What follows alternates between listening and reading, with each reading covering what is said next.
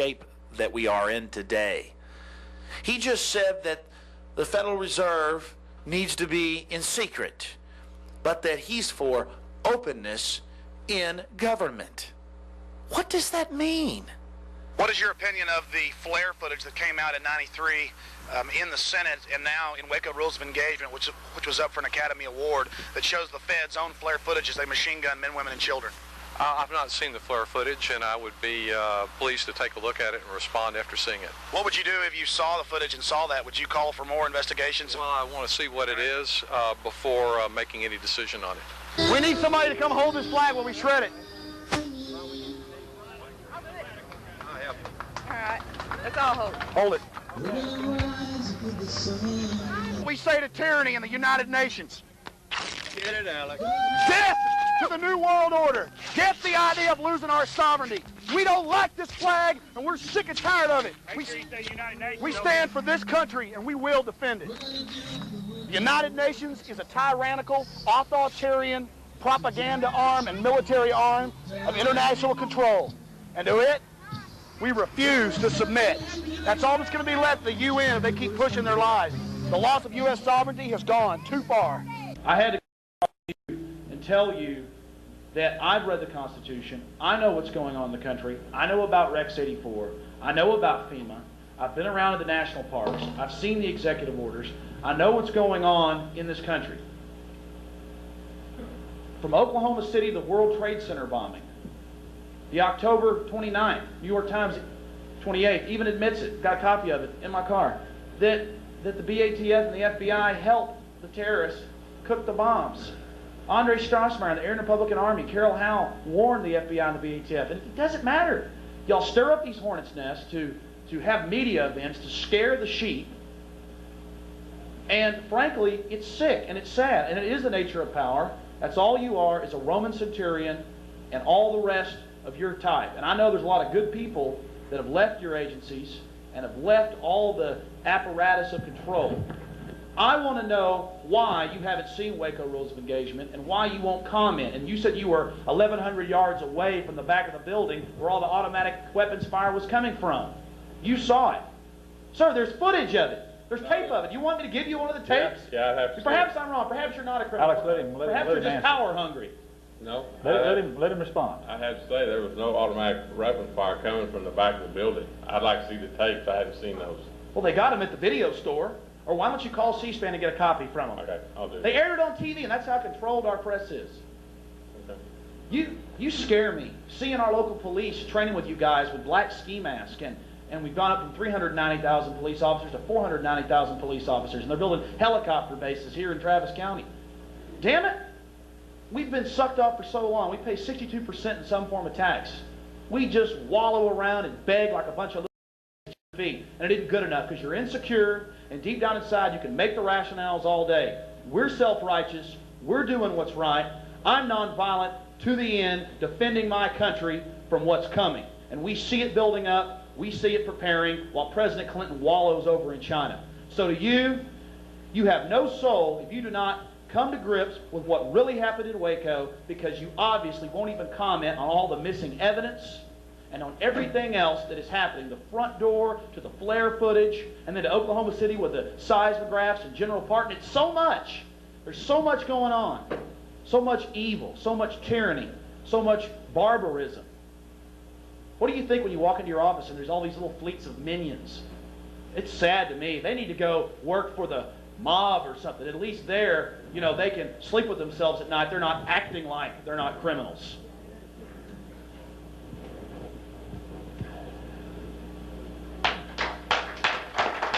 I told it to the grand jury. I was in the back of the building, and the 3 helicopters came in shooting. And what they were doing was peppering David's room. In fact, when Jack Zimmerman got up in the trial, he said he had been in there, and it was like Swiss cheese.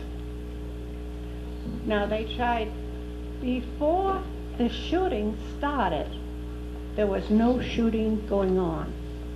The first thing I heard was the sound of the helicopters like they were on top of me. And then I went to the window, I saw the shooting, I heard the shooting. I finally, 3 months later, realized that came in trying to kill David, because his room extended out on the south, from the south of the building, and that's where they were hitting with all their rounds. I was the only one apparently that saw that. And they were on the northeast side of the building. They turned to go to the northwest. I dropped to the floor because I could see that the helicopters were between the second and third floor. And I began to question what I had seen. It was such a shock to me, I couldn't believe it. I've seen plenty of war movies. I came through the Second World War. But I never saw it, in fact, in reality. And when they did turn, everything was very dead quiet. And then after they had turned, and you understand, I didn't see anybody in the helicopters. They asked me that. I said, no, I was looking at them face forward. But there was a girl up in the third floor.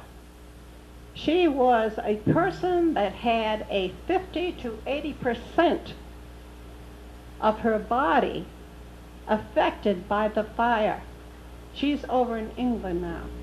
But she gave her story, and when she did, I heard it. And when I heard what she said, she looked out her window, which was where the helicopters were turning to go to the front of the building.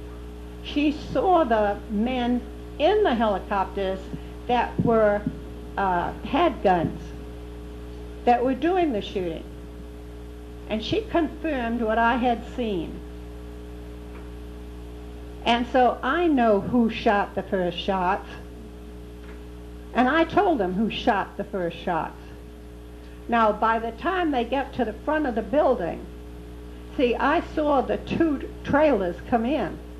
I was on the bottom floor, and I took the newspapers up to my room, threw them on the bed. I was going to lay down and read them. That's when I heard the helicopters. By the time they turned around to the front of the building and then turned to continue firing,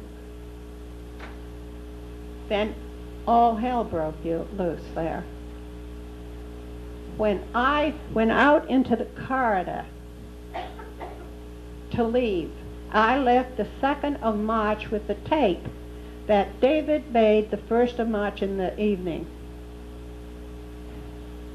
When I walked out, there wasn't a window that had any glass in it. All the Venetian blinds were hanging on one side. Now, I know there was nobody at those windows because all the women lived in those rooms, and they were on the floor over the children to protect them. And they said they didn't shoot until they saw somebody in a window. All I have heard from you and from all the things that has been said by our wonderful government is lies. After years of denial, the FBI has finally admitted it used flammable devices that final day. What was the reason for the fire? When they saw we weren't going to give in, they had to get rid of us. They had to get rid of us. They had to cover up everything that had happened. There's always new federal lies that we are forced to counter here. Texas talk radio personality Alex Jones has been crying murder and cover-up from day one of the Waco horror. These are thugs who wanted to engage in terrorism against the American people. And I say their terrorism has failed, and this horrendous lie is starting to unravel. Come on in to the sanctuary itself. There are essentially just pews on both sides of the center aisle. While another investigation is underway into what really happened near Waco, a group of Austinites is organizing a new future for the Branch Davidian land. They want to build a church and memorial for those who died in the fire. It's going to be basically right in exactly the same spot where one or more of the buildings burned down. It's the same group of Austinites who helped build a house for a World War II veteran. Joe Campagna's home was about to be bulldozed by the city when volunteers stepped in. After experiencing